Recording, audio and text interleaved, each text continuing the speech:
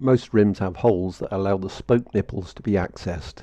Obviously, a tubeless wheel set won't work unless these are blocked off.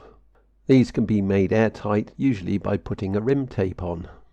However, before applying the tape, it's a good idea to prepare the rim. My first step is usually to remove the sharp edges around those spoke holes. This is particularly important for the tape that I'm going to use, which is quite thin. Normally I do this just with a standard drill. Here I'm using a masonry drill.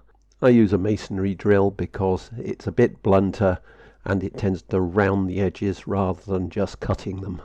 Put it into each of the holes, run it round, and then it will just take off the sharp burr at the edge. You don't need a great chamfer on there, literally just take off the sharp edge. Now go round the wheel doing the same for each of the spoke holes.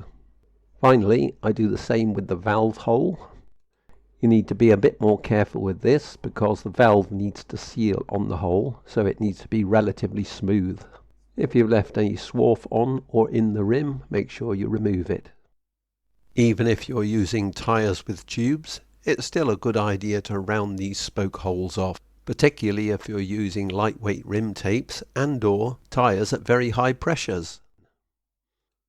Next, I'm going to degrease the rim.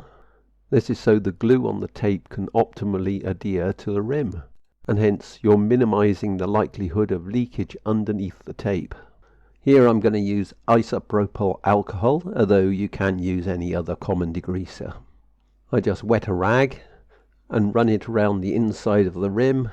Now the rim's ready to receive the rim tape.